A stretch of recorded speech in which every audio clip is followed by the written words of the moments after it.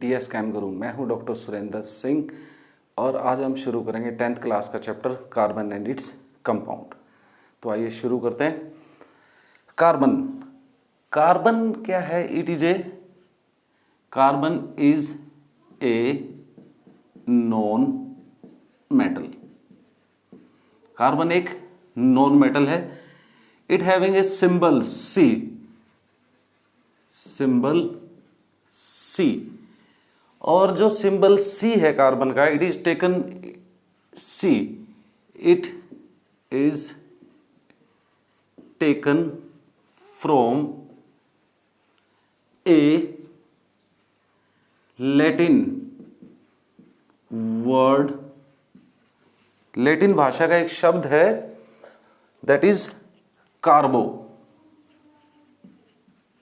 कार्बो means coal. जो carbon का symbol C है उसको किससे लिया गया है? लैटिन भाषा के एक शब्द है कार्बो। कार्बो से सी लिया गया है सिंबल कार्बन का, और जिसका मतलब होता है कोल, दैट इज कोयला। Carbon have 3 isotopes. They are represented as carbon 12, carbon 13 and carbon 14. Isotopes आपको पता ही है, the atoms of element which have same atomic number and different mass number. और इन तीनों आइसोटॉप्स में से भी ये सबसे ज़्यादा है, अबाउट 99%, और ये लीस्ट अमाउंट में है, अबाउट 10⁴%। सबसे ज़्यादा नेचर में कार्बन 12 है और सबसे कम कार्बन 14 है। और कार्बन 14 में एक और विशेष चीज़ है, इट इज रेडियो एक्टिव। तो ये तो ही introduction to the carbon. Then its occurrence, how does it found in the nature? Carbon found in both free state as well as combined state. Free state का मतलब क्या है? Free state का मतलब है एलिमेंटल फॉर्म में। तो carbon elemental form में किस रूप में है? दैट इज डायमंड,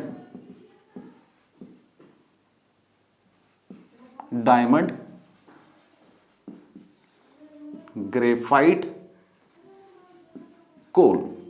ये कार्बन की फ्री स्टेट है, डायमंड के रूप में, ग्रेफाइट और कोल। कंबाइंड स्टेट में it is present as minerals. Carbon के बहुत सारे मिनरल्स हैं, जैसे कि फॉर एग्जाम्पल कार्बोनेट्स, ठीक है। और एटमॉस्फेयर में एज कार्बन डाइऑक्साइड। तो कार्बन जो है वो नेचर में दोनों ही फॉर्म में पाया जाता है, फ्री स्टेट में भी है और कंबाइंड स्टेट में भी है। कंबाइंड स्टेट में डिफरेंट कंपाउंड्स के रूप में पाया जाता है, जिन्हें हम क्या बोलते हैं? मिनरल्स बोलते हैं। और एटमॉस्फेयर में है कार्बन डाइऑक्साइड की फॉर्म में। एज मिनरल्स के रूप में अगर हम बात करें तो अबाउट 0.02%, और कार्बन डाइऑक्साइड के रूप में एटमॉस्फेयर में लगभग 0.03% है। तो ओवरऑल अगर हम कंबाइंड स्टेट में परसेंटेज देखें तो कार्बन की परसेंटेज बहुत कम है, लेकिन बावजूद इसके नेचर में जो कंपाउंड की संख्या है कार्बन की, वो लाखों में है। तो इस चैप्टर में हम ये जानने का प्रयास करेंगे कि ऐसा क्यों है कि कार्बन की नेचर में परसेंटेज बहुत कम होते हुए भी इसके कंपाउंड की संख्या इतनी ज़्यादा क्यों है। तो अब जो है, सबसे पहले हम स्टार्ट करते हैं बॉन्डिंग, कि what type of bonding is present in carbon, या what type of bond is formed by carbon. Bonding in carbon. Carbon primarily it form covalent bond. पिछले चैप्टर में आप मेटल नॉन मेटल में पढ़ चुके हैं कि आयनिक और कोवलेंट दो तरह के बॉन्ड होते हैं. कोवलेंट बॉन्ड कैसे बनता है? By sharing of electron. और आयनिक बॉन्ड कैसे बनता है? By transfer of electron. अब क्वेश्चन अराइज करता है कि why it form primarily covalent bond. चलिए स्टार्ट करते हैं. Carbon has atomic number of 6 and it's electronic configuration is Kl2 4. Atomic number 6 है तो इसके पहले K शेल में 2 इलेक्ट्रॉन है और दूसरे L शेल में 4 इलेक्ट्रॉन है. अब इसको अपनी nearest noble gas configuration attain करने के लिए यहां क्या चाहिए? 4 और इलेक्ट्रॉन चाहिए. कौन सी कॉन्फ़िगरेशन अटेन करने के लिए? नोबल गैस और इनर्ट गैस कॉन्फ़िगरेशन अटेन करने के लिए यहां क्या चाहिए? उसको 4 और इलेक्ट्रॉन चाहिए. ठीक है. अब इसके लिए क्या पॉसिबिलिटी है? Nearest noble gas. अब ये क्या कर सकता है? अगर हम कार्बन की बात करें तो कार्बन के पास यहां टोटल 4 इलेक्ट्रॉन है वैलेंस शेल में. तो ये क्या कर सकता है? It can gain 4 electron. और 4 इलेक्ट्रॉन अगर ये गेन करता है तो क्या बनाएगा? C-4. और इट कैन लूज 4 इलेक्ट्रॉन. तब ये क्या बनाएगा? C+4. गेन करेगा तो टेट्रावैलेंट एनायन बनाएगा और लूज करेगा तो टेट्रावैलेंट कैटायन बनाएगा. अगर ये 4 गेन करता है तो ये किसकी कॉन्फ़िगरेशन अटेंड करेगा? ये कॉन्फ़िगरेशन अटेंड करेगा नियॉन की. नियॉन. और अगर ये 4 लूज कर देता है इलेक्ट्रॉन तो it will gain electronic configuration of helium. दोनों ही नोबल गैसेस हैं. तो नोबल गैस कॉन्फ़िगरेशन अटेन करने के लिए इसके पास 2 पॉसिबिलिटी हैं. आइदर इट गेन 4 इलेक्ट्रॉन और लूज 4 इलेक्ट्रॉन. 4 गेन करेगा तो नियॉन की कॉन्फ़िगरेशन हो जाएगी और 4 लूज करेगा तो हीलियम की कॉन्फ़िगरेशन आ जाएगी और दोनों ही सिचुएशन में it will become stable. Now लेकिन ये दोनों में से कोई भी काम नहीं करता. Neither it loose electron nor it gain electron. कारण क्योंकि कार्बन के लिए 4 इलेक्ट्रॉन गेन करना या लूज करना दोनों ही पॉसिबल नहीं है, क्योंकि दोनों ही प्रोसेसेस के लिए बहुत ज़्यादा हाई एनर्जी की आवश्यकता पड़ेगी. तो हाई एनर्जी रिक्वायरमेंट्स के कारण ये क्या करता है? Neither it loose electron nor it gain electron. लेकिन फिर भी इसको क्या करना है? नोबल गैस कॉन्फ़िगरेशन तो अटेन करनी ही करनी है. तो उसको ये क्या करेगा? लूज या गेन करने की बजाय ये क्या करेगा? 4 इलेक्ट्रॉन शेयर करेगा. क्या करेगा? 4 इलेक्ट्रॉन शेयर करेगा. और शेयर करेगा तो कौन सा बॉन्ड बनेगा? कोवलेंट बॉन्ड बनेगा. ठीक है. समझ में आया अच्छी तरह से कि हमने यहां क्या पढ़ा कि why carbon form primarily covalent bond. तो उसमें हमें बताना है कि इसको अपना नोबल गैस कॉन्फ़िगरेशन अटेन करने के लिए क्या चाहिए? 4 इलेक्ट्रॉन चाहिए. और नोबल गैस कॉन्फ़िगरेशन अटेन करने के लिए इसके पास 2 प्रोसेसेस हैं. ये 4 इलेक्ट्रॉन लूज भी कर सकता है या गेन कर सकता है, लेकिन दोनों ही एनर्जेटिकली फिजिबल नहीं है. तो रेदर देन ये क्या करता है? शेयरिंग करता है. तो इसीलिए इसमें प्राइमरीली बॉन्डिंग कौन सी है? कौन सी बॉन्डिंग है? कोवलेंट बॉन्डिंग है. तो ये डिफरेंट एटम्स के साथ 4 इलेक्ट्रॉन की शेयरिंग करता है और अपना ऑक्टेट पूरा करता है. अगर ऑक्टेट के बारे में आपको ज़्यादा नहीं पता है तो मेटल नॉन मेटल में ये टॉपिक है, वहाँ पर इसे पढ़िए एक बार. ठीक है. तो ये तो हुआ बॉन्डिंग। कुछ एग्जाम्पल्स की अगर हम बात करें, एग्जाम्पल्स, कार्बन का लुईस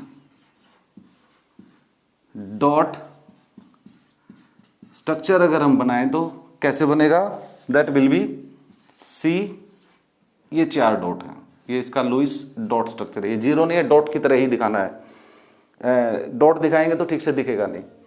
ये इसका कौन सा है, लुईस डॉट स्ट्रक्चर। तो एग्जाम्पल अब हम पढ़ते हैं, जैसे कि मीथेन, एग्जाम्पल 1, फॉर्मेशन ऑफ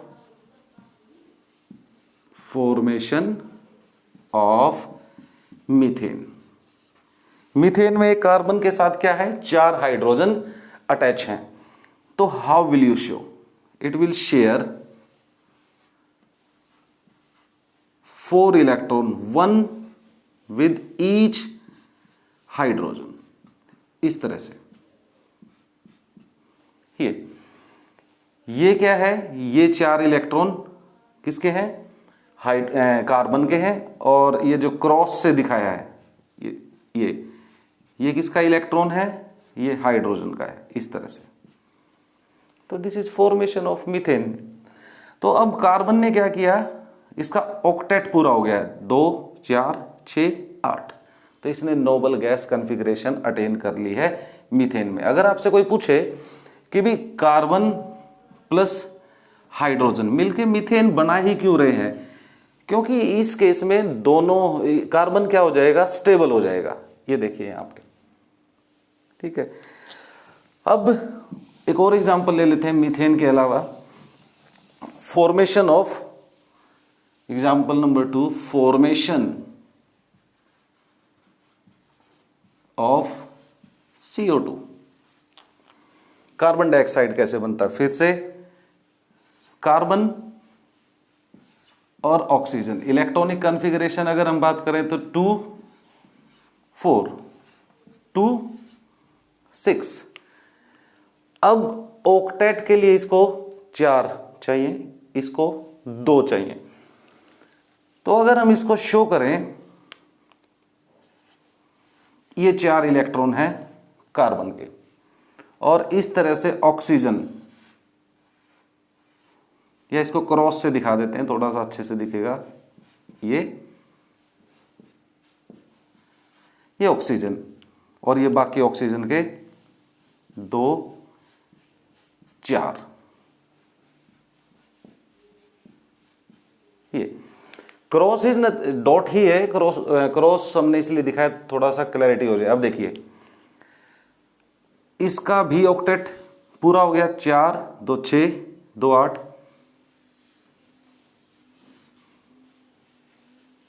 इस कार्बन का ऑक्टेट 4 और 4 8, और इस ऑक्सीजन का भी ऑक्टेट पूरा हो गया, 2 4 6 8।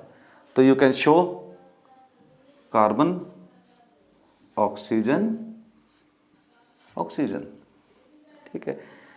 तो ये हम क्या पढ़ क्या रहे हैं, हम पढ़ रहे हैं कि भाई ये कैसे जो है शेयरिंग करता है, और किस तरह से डिफरेंट टाइप के एटम के साथ कोवलेंट बॉन्ड के थ्रू कंबाइन करता है। एक और एग्जांपल लेते हैं, दैट इज फॉर्मेशन ऑफ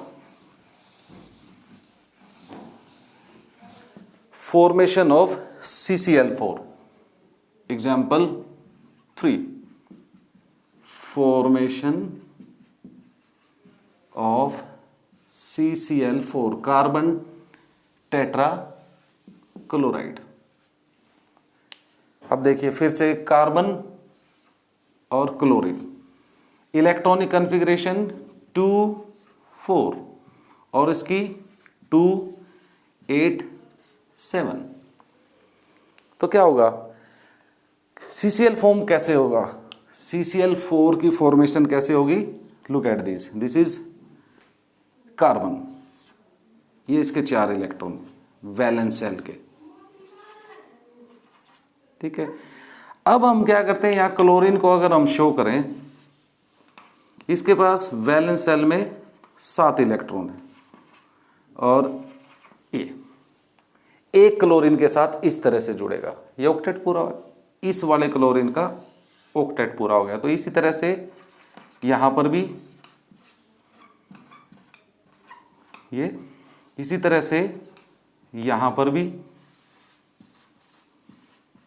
ये, और इसी तरह से यहाँ पर भी ये चारों के साथ ज्वाइन करेगा और सभी का ऑक्टेट पूरा होगा। लुक एट दिस, ये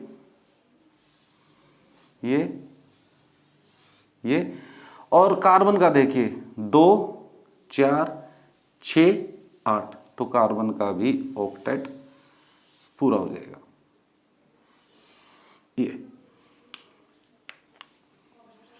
ये तो इस तरह से CCl फॉर्म होगा। तो आप कुछ और एग्जांपल सॉल्व करके देखिए, इसी तरह से उनको बनाने का प्रयास कीजिए। इथेन बनाइए, मिथाइल क्लोराइड बनाइए, और बहुत सारे बना सकते हैं। तो ये था बॉन्डिंग। तो किस तरह की बॉन्डिंग होती है कार्बन में? Carbon form covalent bond, it prefer to share its 4 electron with different type of atoms. ठीक है, अब कोवलेंसी, यहां से एक टर्म आएगी कोवलेंसी। हमने देखा है कि कार्बन जो है वो कितने इलेक्ट्रॉन शेयर कर रहा है? 4, तो वो उसकी कोवलेंसी है। The number of electron shared by an atom is called its covalency. और कार्बन की जो कोवलेंसी है वो कितनी है? 4 है। अभी हमने बात की थी हाइड्रोजन ने कितने शेयर किया? 1 ही था, 1 उसने शेयर कर लिया तो उसकी कोवलेंसी 1। कार्बन ने 4 शेयर किए तो उसकी कोवलेंसी 4। ऑक्सीजन में अभी हमने देखा उसने कितने शेयर किए? 2, तो कार्बन जो ऑक्सीजन की कोवलेंसी है वो 2 है। तो ये हुई कोवलेंसी क्या है। अब हम बात करते हैं universal nature of this carbon, why it is a unique element. ठीक है, कि भाई कार्बन की नेचर में जो परसेंटेज है वो बहुत कम है, बावजूद उसके कंपाउंड की संख्या बहुत ज़्यादा है। तो इस पे मूव करने से पहले हम एक छोटी सी चीज पढ़ेंगे, ऑर्गेनिक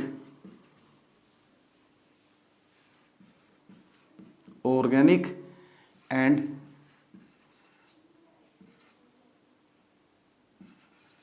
इनऑर्गेनिक कंपाउंड्स।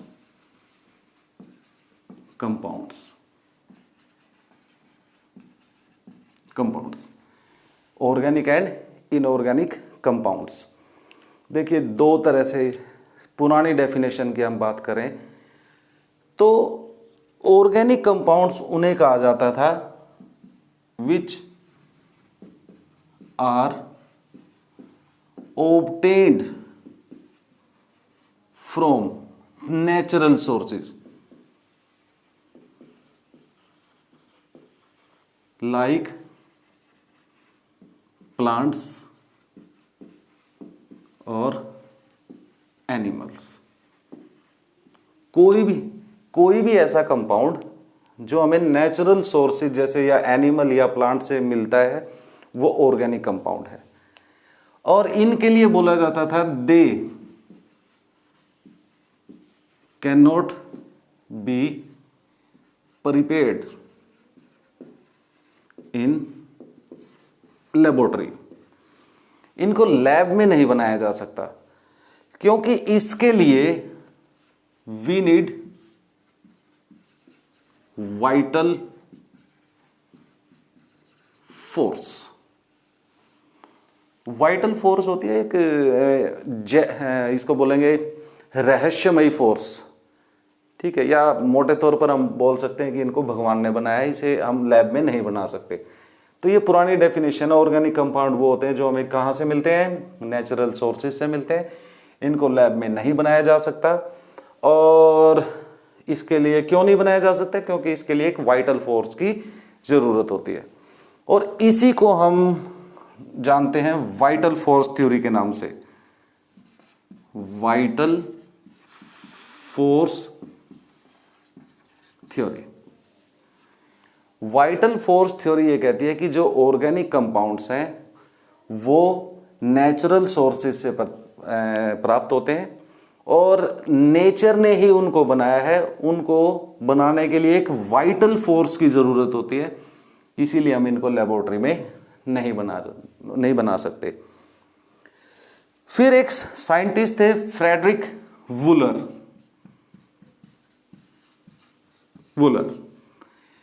इन्होंने first time vital force theory को गलत साबित किया। इन्होंने NH4CnO अमोनियम साइनेट, ये क्या है? अमोनियम साइनेट, ये एक इनऑर्गेनिक कंपाउंड है। इसको हीट करके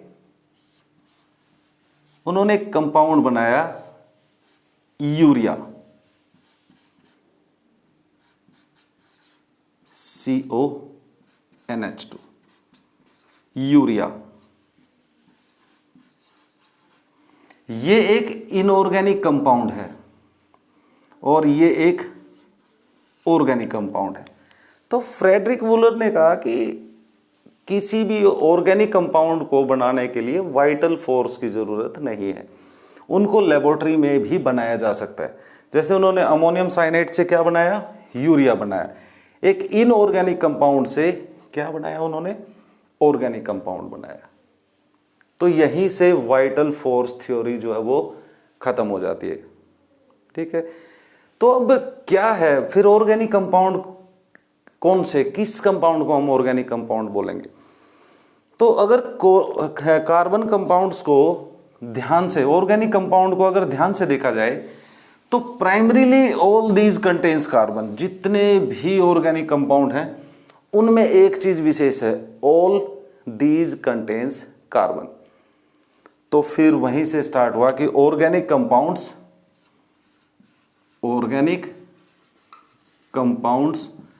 are those which contains carbon. जो कंपाउंड कार्बन से बने होते हैं वो क्या है? ऑर्गेनिक कंपाउंड है। कार्बन के अलावा उसमें दूसरे एलिमेंट हो सकते हैं, hydrogen, sulphur, oxygen, phosphorus, nitrogen आदि एलिमेंट भी हो सकते हैं। तो ऑर्गेनिक कंपाउंड्स में प्राइमरीली तौर पर क्या है? कार्बन और हाइड्रोजन तो होंगे ही होंगे। और इनमें से भी अगर हम बात करें तो the compounds which consist of carbon, या कार्बन के जो कंपाउंड हैं उनको क्या बोलते हैं? Organic compound. ये आपको अच्छी तरह से समझ में आ गया। यहां से क्या पता होना चाहिए? What is vital force theory? Vital force theory ये कहती है कि ऑर्गेनिक कंपाउंड्स को लैब में नहीं बनाया जा सकता, और इनको बनाने के लिए एक वाइटल फोर्स की जरूरत होती है। उसे किसने गलत साबित किया? फ्रेडरिक वूलर ने। फ्रेडरिक वूलर ने क्या बताया?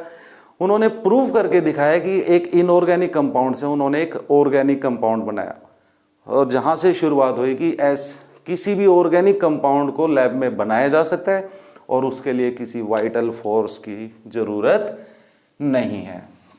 अब चलते हैं इनऑर्गेनिक कंपाउंड की तरफ। इनऑर्गेनिक कंपाउंड्स कौन से होते हैं? आर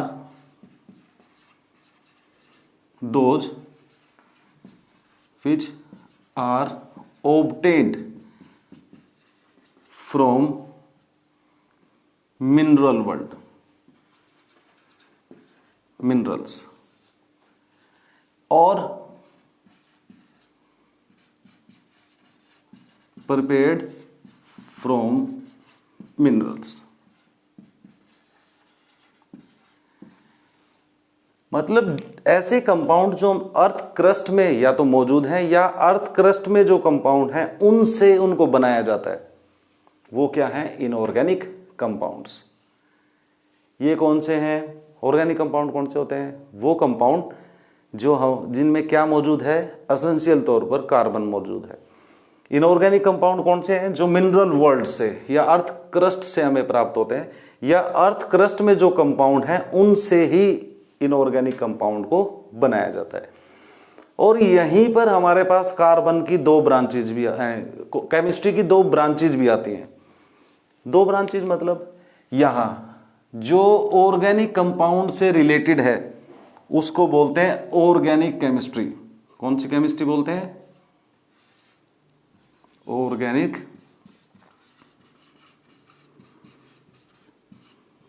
केमिस्ट्री, और दूसरी है इनऑर्गेनिक केमिस्ट्री। कौन सी ऑर्गेनिक केमिस्ट्री कौन सी होगी? The branch of chemistry which deals with the study of organic compounds. और ऑर्गेनिक कंपाउंड कौन से होते हैं? Which consist of carbon. तो इनऑर्गेनिक केमिस्ट्री कौन सी होती है? इनऑर्गेनिक केमिस्ट्री वो होती है विच डील्स, या जिस केमिस्ट्री की ब्रांच में हम इनऑर्गेनिक कंपाउंड्स के बारे में पढ़ते हैं वो क्या है? Inorganic chemistry. तो ये तो हुआ ऑर्गेनिक और इनऑर्गेनिक कंपाउंड। अब हम बात करते हैं कि जो कार्बनिक कंपाउंड्स की जो संख्या है वो इतनी ज़्यादा क्यों है, और ये एक इसकी यूनिवर्सल नेचर भी है। तो why carbon form large number of compounds. Carbon जो है वो बहुत ज़्यादा है, एक अनुमान के अनुसार 3 मिलियन से ज़्यादा हैं कार्बन के कंपाउंड। ठीक है, तो इतनी ज़्यादा संख्या में कार्बन के कंपाउंड क्यों हैं? तो उसका क्या रीज़न है? तो इसके लिए हमारे पास 3 रीज़न है। एक तो है catenation,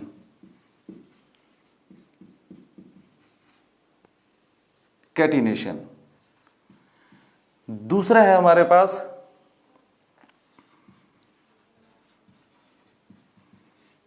stability of carbon carbon bond, और तीसरा है टेट्रा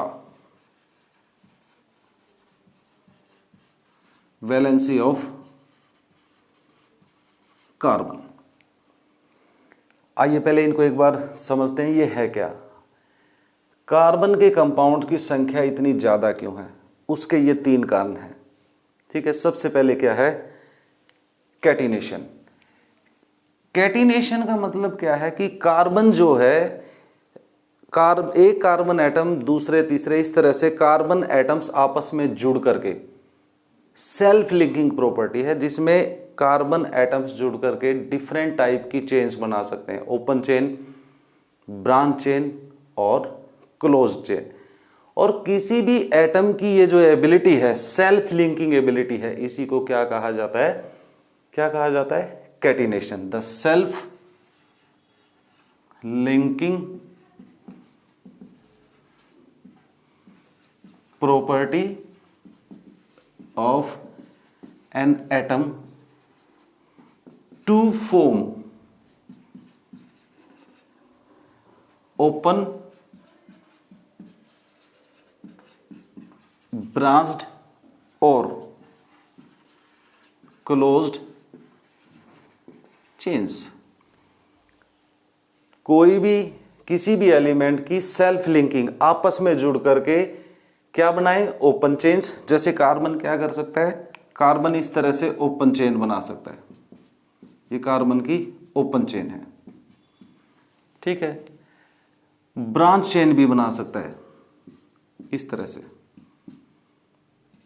ये क्या है? इसकी ब्रांच चेन है। ठीक है, ये क्लोज्ड चेन भी बना सकता है, ये क्लोज चेन है इस तरह से। तो ये क्या है? कैटिनेशन।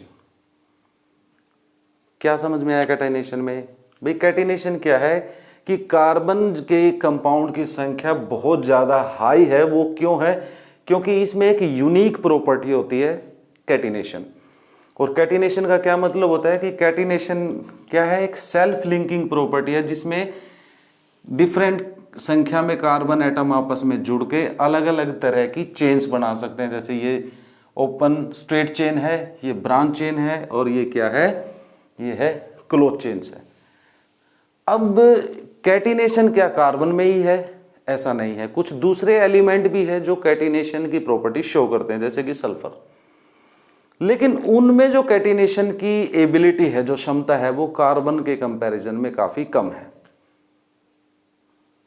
और कैटिनेशन कार्बन में ही क्यों है, उसके दो कारण है। एक तो इसका है स्मॉल साइज और दूसरा है हाई इलेक्ट्रोनेगेटिविटी।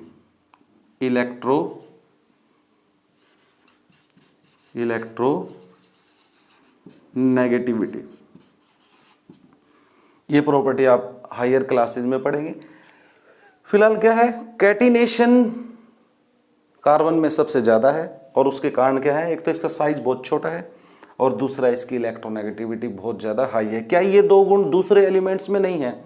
है, लेकिन उस एक्सटेंड तक नहीं जितने की कार्बन में है। तो ये तो था पहला जो रीजन है। फिर है stability of carbon carbon bond, ये अनदर फैक्टर है। देखिए सेल्फ लिंकिंग, एक कार्बन दूसरे तीसरे से इस तरह से जुड़ते जा रहे हैं। कारण क्या है कि जो कार्बन कार्बन का जो बॉन्ड है वो हाईली स्टेबल है, इसीलिए जो अलग अलग तरह की चेन बनती हैं वो बहुत ज्यादा स्टेबल होती हैं, जबकि दूसरे एलिमेंट्स में इस एक्सटेंट तक कार्बन के बॉन्ड की स्टेबिलिटी नहीं है। तो दूसरा रीजन ये है। और foremost important is tetravalency of carbon. Tetravalency का मतलब क्या है, 4 वैलेंसी। कार्बन की जो वैलेंसी है वो बहुत ज्यादा हाई है, as high as that is 4। तो ये क्या कर सकता है कि अलग अलग तरह के एटम्स के साथ मिलके, कार्बन किसके साथ, कार्बन जो है वो oxygen, hydrogen, sulphur, nitrogen, chlorine, phosphorus आदि एलिमेंट्स के साथ जुड़ करके अलग अलग तरह के कंपाउंड्स बना सकता है। नहीं समझ में आया भाई? 4 वैलेंसी है तो it can form 4 covalent bond, ठीक है। और वैलेंसी 4 होने के कारण ये क्या कर सकता है कि 4 बॉन्ड बना सकता है। और हाई टेट्रावैलेंसी के, हाई कोवलेंसी के कारण भी कार्बन कंपाउंड की संख्या बहुत ज्यादा हाई है। ये मोस्ट इंपॉर्टेंट क्वेश्चन है जो हमने पढ़ा, why carbon form a large number of compounds. तो उसके क्या रीजन है? 3 रीजंस हैं, catenation, stability of carbon carbon bond and tetravalency of carbon, ठीक है। ये सेल्फ लिंकिंग प्रॉपर्टी क्यों है? सेल्फ लिंकिंग, साइज छोटा है, इलेक्ट्रोनेगेटिविटी ज्यादा है। Tetravalency, carbon can form as high as 4 bonds बना सकता है, इसीलिए इसके कंपाउंड की संख्या बहुत ज्यादा हाई है। तो क्यों बनाता है कार्बन बहुत ज्यादा कंपाउंड? बहुत ज्यादा क्यों है? Due to catenation, due to its ability to show tetravalency and stability of carbon carbon bond. अब एक छोटा सा टॉपिक है एलोट्रोपी।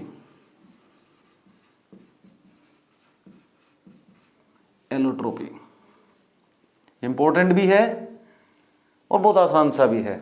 कुछ इंटरेस्टिंग चीज पढ़ने वाले हैं इसमें हम। एलोट्रोपी, कुछ एलिमेंट ऐसे होते हैं जो एक से ज्यादा क्रिस्टलाइन फॉर्म में पाए जाते हैं। When an element exists in 2 or more crystalline forms, solid crystalline forms, these forms are called allotropes, and this phenomena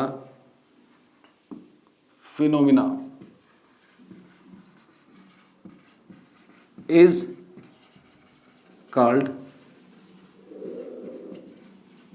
allotropy. अगर कोई एलिमेंट एक से ज्यादा सॉलिड क्रिस्टलाइन फॉर्म में एग्जिस्ट करता है तो इसी चीज को, इसी फिनोमेना को एलोट्रोपी बोलते हैं। और जो एक से ज्यादा क्रिस्टलाइन फॉर्म है उनको क्या बोला जाएगा? एलोट्रोप्स। जैसे कि carbon, carbon exist in diamond, carbon exist in graphite, it exist in fullerene, fullerene. तो ये भी कार्बन की प्योर फॉर्म क्रिस्टलाइन फॉर्म है, ये भी क्रिस्टलाइन फॉर्म है, ये भी क्रिस्टलाइन। कोयला जो है, कोल भी कार्बन की एक फॉर्म है, but that is not a allotrope. उसको एलोट्रोप में काउंट इसलिए नहीं किया जाएगा क्योंकि वो क्रिस्टलाइन फॉर्म नहीं है, वो एक अमोर्फस फॉर्म है। तो ये 3 एलोट्रोप हैं कार्बन के। भाई ये एक एलिमेंट है कार्बन, कितनी सॉलिड क्रिस्टलाइन फॉर्म में एग्जिस्ट कर रहा है? 3। तो ये तीनों क्या है? इसके एलोट्रोप है। तो ये 3 तो क्या है? एलोट्रोप। और इस फिनोमिना को क्या कहा जाएगा जिसमें कार्बन जो है एक से ज्यादा क्रिस्टलाइन फॉर्म में पाया जाता है? इसको क्या कहा जाएगा?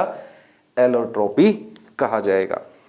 तो आइए अब थोड़ा सा इनके बारे में बात करते हैं, ग्रेफाइट, डायमंड और फुलरेन के बारे में।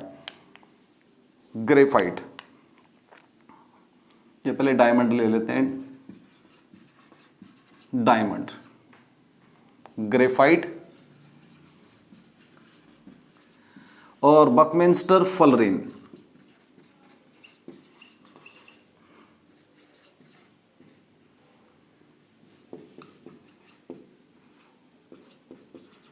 बकमिंस्टर फुलरेन। कुछ important point competitive point of view से आपको पता ही होना चाहिए। कार्बन जो है वन ऑफ द क्या है? Hardest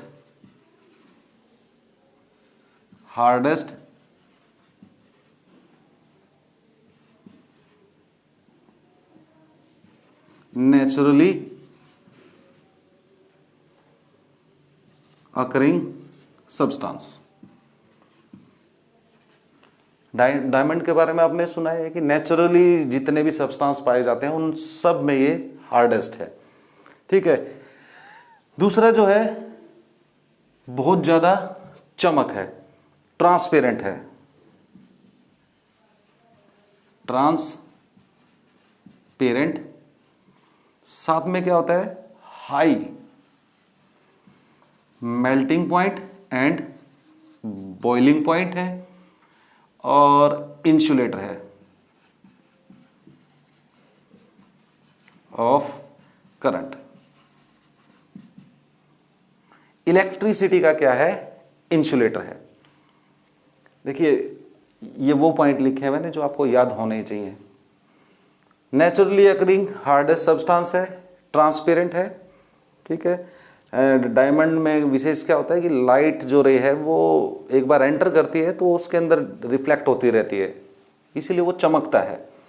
high melting and boiling point है, ठीक है। High melting and boiling point है, इसीलिए इसको जो है ग्लास कटर और ड्रिलिंग टूल्स में इस्तेमाल किया जाता है। आपने देखा ना, ग्लास काटते हैं तो उस पर एक निशान लगाते हैं, एक पतली सी टिप वाला सब्सटेंस होता है, वो एक्चुअल में डायमंड बेस्ड होता है। तो ग्लास कटर में और ड्रिल कहीं छेद करना है तो वहां पे यूज करते हैं। इंसुलेटर है, इंसुलेटर क्यों है आइए बात करते हैं इसकी। अब एक छोटी सी चीज करते हैं, it has a tetrahedral structure, it has tetrahedral structure. Carbon diamond जो है वो कार्बन की एक प्योर फॉर्म है जिसमें हर एक कार्बन इस तरह से 4 दूसरे कार्बन से जुड़ा होता है। जैसे ये है 1 नंबर कार्बन, तो ये किससे जुड़ा हुआ है? 1 2 3 4। इसी तरह से ये वाला कार्बन भी आगे क्या होगा? फिर से 4 कार्बन के साथ जुड़ेगा। ये किससे जुड़ा है? 1 2 3 4। फिर ये भी आगे इसी तरह से होगा।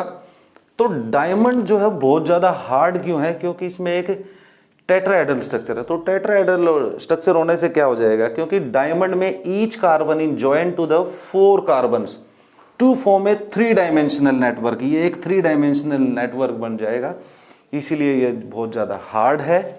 इसके मेल्टिंग और बॉइलिंग पॉइंट क्या है? बहुत ज्यादा हाई है। कटिंग टूल में क्यों यूज होता है अभी बताया मैंने। क्योंकि हार्ड सब्सटेंस है, हाई मेल्टिंग पॉइंट है, मेल्टिंग बॉइलिंग पॉइंट्स हैं। ठीक है। इंसुलेटर क्यों है? क्योंकि कार्बन के वैलेंस शेल में 4 इलेक्ट्रॉन हैं इसके पास, तो चारों इसने शेयर कर लिया, एक यहाँ, एक यहाँ, एक यहाँ, एक यहाँ, इसलिए इसके पास कोई फ्री इलेक्ट्रॉन नहीं है, इसलिए ये क्या है? इंसुलेटर है। It do not conduct electricity. ठीक है। तो ये तो था डायमंड के बारे में। अब बात करते हैं ग्रेफाइट की। ग्रेफाइट क्या है? Graphite it is soft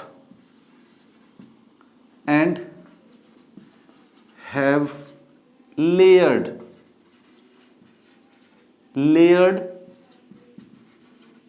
structure, layered structure, और सॉफ्ट के साथ साथ इट इज ए गुड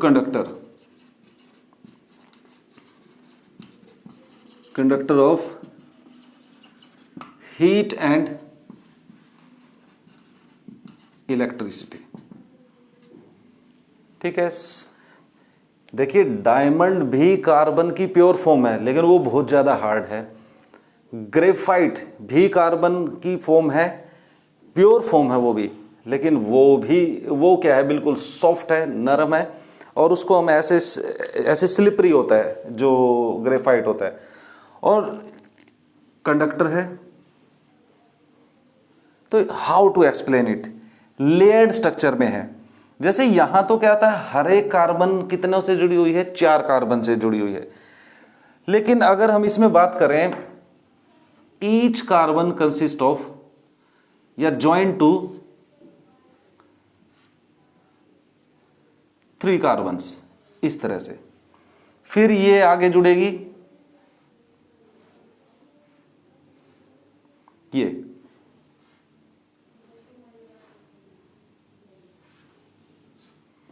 इस तरह से चलता रहेगा। तो हर एक कार्बन जो है वो कितनों से जुड़ी हुई है? 3 कार्बन से जुड़ी है। जैसे 1 2 3 ये वाले। इसी तरह से इस कार्बन को भी अगर हम बात करें तो ये भी 3 से जुड़ी होगी, 1 2 और तीसरी होगी यहां पर। तो कार्बन जो है वो जुड़ करके इस तरह से फ्लैट हेक्सागोनल रिंग्स बनाएंगे। इनको हम, ये देखो रिंग बन गए ना, कि इसको हम ऐसे दिखा सकते हैं, ये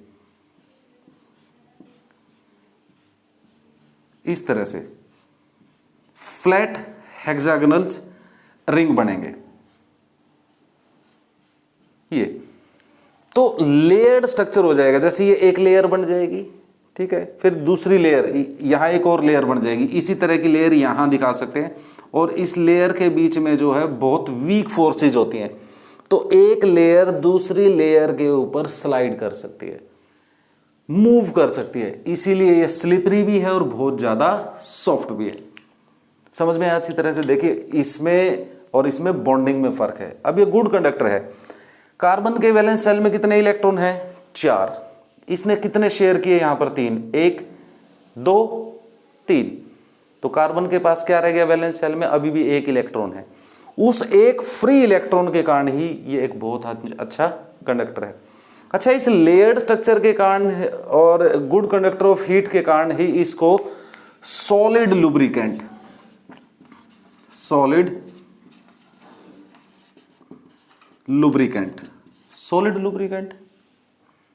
अरे लुब्रिकेंट तो पता है ना, जो फ्रिक्शन कम करते हैं, जैसे ग्रीस लगाते हैं हम 2 पार्ट्स के बीच में, ऑयल यूज कर सकते हैं।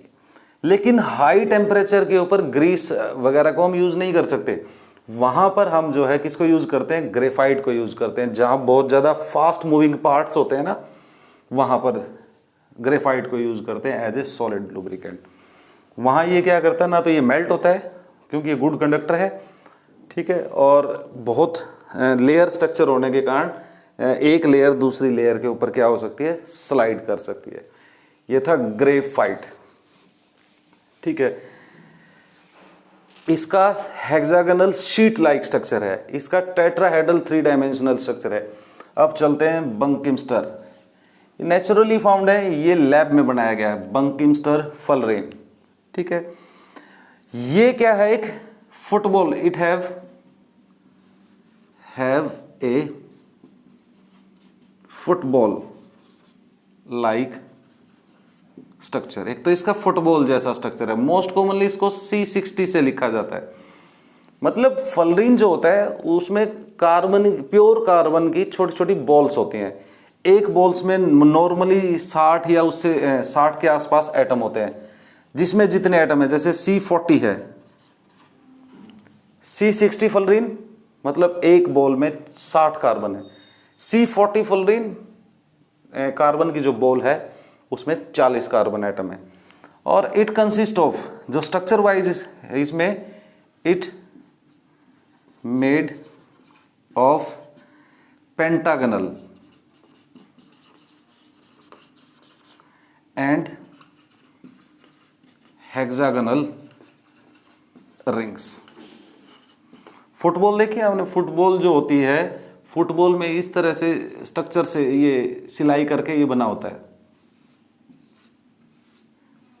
ठीक है। तो ये थोड़ा रफली मैंने बनाया है।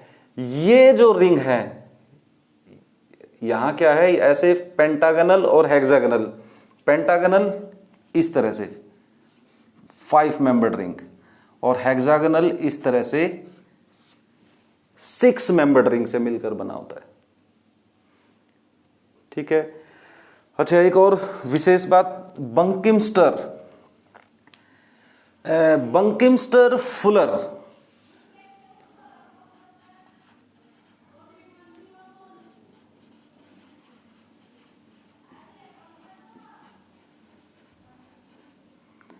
ये एक अमेरिकी आर्किटेक्ट थे बंकिमस्टर फुलर, उनके नाम पर इसका नाम दिया गया है फलरीन। अमेरिकी आर्किटेक्ट जो बिल्डिंग डिजाइन करते हैं उनके नाम पर इसको नाम दिया गया है बंकिमस्टर। उनका नाम क्या है, बंकिमस्टर फुलर, उन्हीं के नाम से ये नाम लिया गया है बंकिमस्टर फलरीन। तो क्या समझ में आया एलोट्रोपी में? बिल्कुल आसान है। एलोट्रोप क्या होता है? एलोट्रोप होता है कि भाई अगर एक क्या हो, एक एलिमेंट एक से ज्यादा अगर सॉलिड फॉर्म में एग्जिस्ट करता है, क्रिस्टलाइन फॉर्म में, तो इस फिनोमेना को एलोट्रोपी बोलते हैं, और उन सॉलिड फॉर्म को क्या बोलते हैं? एलोट्रोप्स बोलते हैं। अगर आपसे एक आ जाए, कुछ की पॉइंट बताइए, ये जो हमने सारा पढ़ा है, एलोट्रोप पता लग गया, एलोट्रोपी पता लग गया। कार्बन के कितने एलोट्रोप हैं? 3। क्या कार्बन के ही एलोट्रोप हैं? नहीं भाई, बहुत सारे एलिमेंट हैं जो एलोट्रोपी शो करते हैं, ठीक है। डायमंड की खास बात क्या है? हार्डेस्ट है, टेट्राहेड्रल स्ट्रक्चर है और इंसुलेटर है। इसकी क्या खास बात है? हेक्सागोनल फ्लैट रिंग से बना हुआ लेयर्ड स्ट्रक्चर होता है, सॉफ्ट है और good conductor of heat and electricity. कहाँ यूज होता है? Graphite is used as a solid lubricant, ठीक है। पेंसिल बनाने में यूज होता है। क्या आपको पता है कि ग्रेफाइट जो हम पेंसिल बनाते हैं, जो पेंसिल से लिखते हैं, वो जो सिक्का बना होता है वो ग्रेफाइट से बना हुआ होता है। क्यों? क्योंकि क्यों यूज होता है ये? क्योंकि ग्रेफाइट जो है किसी भी सरफेस पर रगड़ने से एक टेम्परेरी निशान बना देता है, जिसको हटाया भी जा सकता है, तो इसीलिए इसको पेंसिल बनाने में यूज होता है। दूसरा यूज कहाँ है इसका? दूसरा यूज है इसका किसमें? दूसरा यूज है इसका सॉलिड लुब्रिकेंट के रूप में। और बंकिमस्टर फलरीन जो 90 के दशक में डिस्कवर हुआ था, हालांकि अभी इसके यूजेस के बारे में बड़े लिमिटेड हैं, अभी भी स्टिल इसमें डिस्कवरीज गोज ऑन है। इसमें क्या खास बात रखनी चाहिए? ये एक फुटबॉल जैसा स्ट्रक्चर रखने वाला एलोट्रोप है, जिसमें 5 मेंबर्ड और 6 मेंबर्ड रिंग्स होते हैं। इसमें कार्बन के ऐसी छोटी छोटी बॉल लाइक स्ट्रक्चर्स होती हैं, ठीक है। और कहाँ, किसके नाम पर दिया गया है इसको? एक अमेरिकी आर्किटेक्ट है बंकिमस्टर फुलर, उनके नाम पर इसको नाम दिया गया है फलरीन। तो ये था हमारा पहला lecture carbon and its compound के ऊपर। आई होप आपको अच्छे से समझ में आया होगा। ये चैप्टर बेहद इम्पोर्टेंट है, खासकर उनके लिए जिनको नेक्स्ट ईयर 11th में मेडिकल या नॉन मेडिकल लेनी है। क्योंकि मेडिकल और नॉन मेडिकल में जब केमिस्ट्री पढ़ते हैं तो ऑर्गेनिक केमिस्ट्री का नाम सुनते ही डर लगने लगता है सबको, जबकि वास्तव में ऐसा है नहीं, बहुत आसान चीज़ें होती हैं। तो यहाँ इसको आप अच्छे से पढ़ेंगे तो आपको मुश्किल नहीं लगेगा। अच्छा, एक चीज़ और याद रखें कि जो हमने आज का लेक्चर पढ़ा है ये केवल ऐसा नहीं है कि बोर्ड पॉइंट ऑफ व्यू से है, आपको 10th में भी बहुत सारे एग्जाम हैं, जैसे NTSC है, ठीक है, उसके लिए आप तैयारी कर रहे हैं, तो इस तरह की डिटेल्स, इस तरह के पॉइंट्स जो है आपको उसमें पता होने चाहिए। आप जैसे मैं पढ़ा रहा होता हूँ तो कॉपी पेन लेकर बैठिए, साथ साथ नोट कीजिए, ये सारे पॉइंट आपको एक जगह मिलने वाले नहीं हैं, ठीक है, तो उसको याद कीजिए। कोई दिक्कत है तो कमेंट बॉक्स में लिख के भेजिए, आपको ज़रूर जवाब मिलेगा। आई होप आपको लेक्चर पसंद आया, ठीक है, तो मिलते हैं नेक्स्ट लेक्चर में, जिसमें हम पढ़ने वाले हैं फंक्शनल ग्रुप और क्लासिफिकेशन ऑफ ऑर्गेनिक कंपाउंड। तो okay, that's all for today, thank you.